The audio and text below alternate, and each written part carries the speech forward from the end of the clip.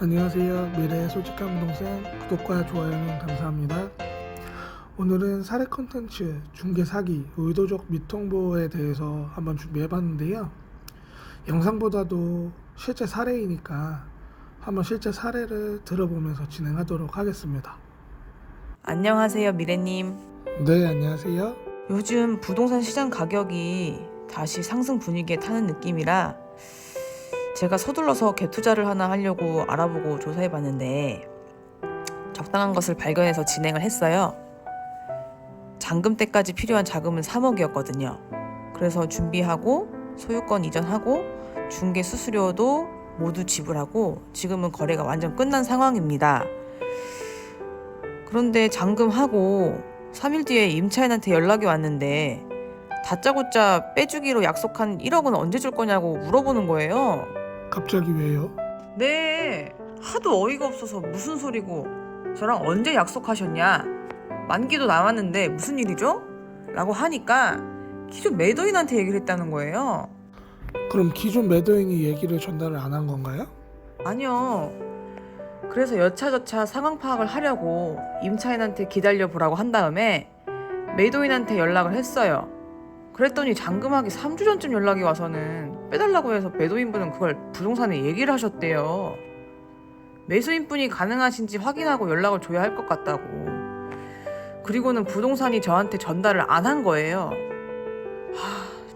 얘기하다 보니 너무 혈압이 오르는데 미리 얘기라도 했으면 잘 풀어가기라도 하죠.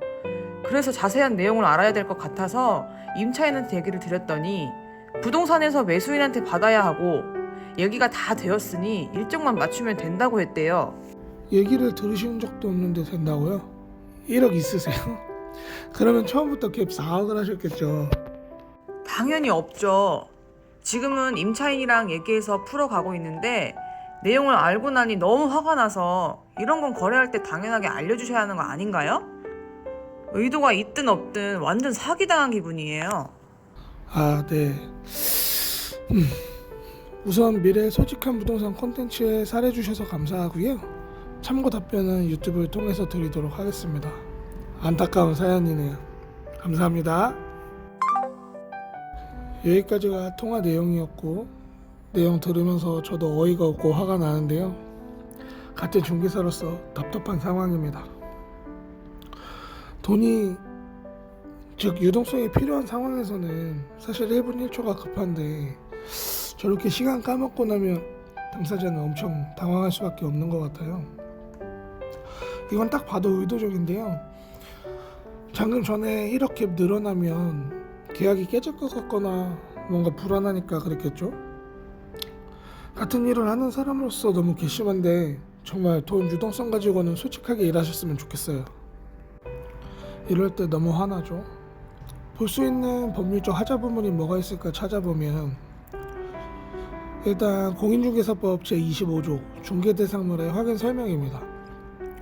읽어보시면 개업공인중개사는 중개를 의뢰받은 경우에는 중개가 완성되기 전에 다음 각호 사항을 확인하여 이를 해당 중개대상물에 관한 권리를 취득하고자 하는 중개 의뢰인한테 성실 정확하게 설명해야 됩니다. 일단은 계약을 했다고 해서 지금 상황은 성실 정확하게 설명했겠죠. 근데 그 뒤에 계약 내용이 바뀐 상황입니다. 사실 그 계약 한 후에 바뀐 사항을 정확하게 설명을 해야 되냐 안 해야 되냐가 이슈 포인트가 있을 건데요. 해당 중개 대상물의 상태, 권리관계에 포함된다고 볼 수 있습니다.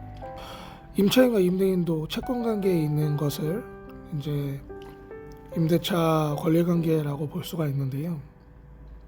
우선 이 부분이 문제가 될 것 같아요. 제가 봤을 때 생각하는 부분이고요.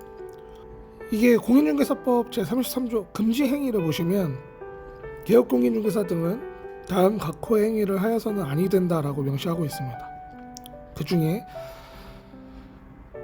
4호 해당 중개사물의 거래상의 중요사항에 관하여 거짓된 언행 그 밖의 방법으로 중개 의뢰인의 판단을 그르치게 하는 행위. 제가 봤을 때는 이런 부분들이 중개 의뢰인의 판단을 그르치게 하는 행위라고 봅니다. 물론 이게 뭐 100% 이걸 소송해 가면 뭐 문제가 된다 안 된다라고 말씀을 드릴 수는 없지만, 이런 행동 자체가 뭐 중개 사기, 의도적인 미통도 뭐 이런 부분에 있어서 중개 의뢰인의 판단을 그르치게 하는 행위라고 저는 판단을 합니다. 그래서 한번 발췌를 해봤고요. 공인중개사법 제36조 자격의 정지입니다. 시도지사는 공인중개사가 소속 공인중개사로서 업무를 수행하는 기간 중에는 다음 각호 어느 하나에 해당하는 경우에는 6개월 범위 안에서 기간을 정하여 그 자격을 정지할 수 있다고 명시하고 있는데요. 제3조 아까 25조 1항입니다. 규정을 위반하여 성실하게 정확하게 중개 대상물을 확인 설명을 하지 아니하거나 설명의 근거 자료를 제시하지 않는 경우에는 자격을 정지할 수 있다고 되어져 있습니다. 그리고 공인중개사법 제51조의 과태료 부분입니다. 다음 각 호의 어느 하나에 해당하는 자에게는 500만 원 이하의 과태료를 부과한다.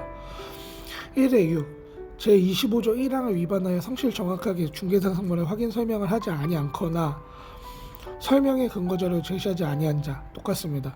이 내용을 위반한 자는 과태료로도 부과할 수 있게 되어져 있습니다. 법률적으로는 앞에 설명드린 것처럼 그런데 사실 이게 거래를 한다고 다 알 수가 없잖아요. 보수적으로는 대비해야 되는 게 맞아요. 전세 시세가 올랐다가 지금은 떨어지는 상황이고 당연히 임차인 입장에서는 갱신을 할 거고 갱신 때 시세차가 있으면 당연히 빼달라고 하겠죠.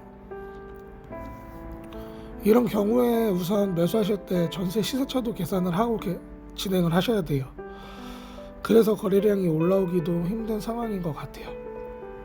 근데 이번 컨텐츠 사례 같은 경우에는 알고도 그러니 너무 짜증나는 건데, 갭으로 매수하시면서 임차인에게 빼줘야 할 돈이 얼마인지, 퇴거한다면 새로운 세입자를 구할 때까지 시간적 여유를 둘 수 있는지 꼭 체크를 해보셔야 되는 부분입니다.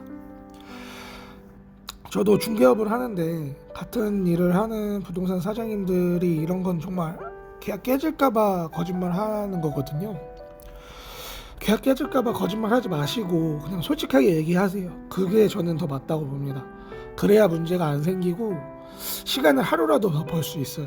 그래야 손님이 또 신뢰가 생기는 거고 그 손님이 또 저를 찾아오게 되는 부분인 거거든요. 이번 컨텐츠 설명은 여기까지 하겠습니다. 미래의 솔직한 부동산 컨텐츠 사례 접수는 왼쪽 위에 있는 제 연락처로 연락 주시면 접수해 주시면 많은 분들께 공유 드리도록 하겠습니다. 미래의 솔직한 부동산 첫 번째 컨텐츠는 여기까지입니다. 감사합니다.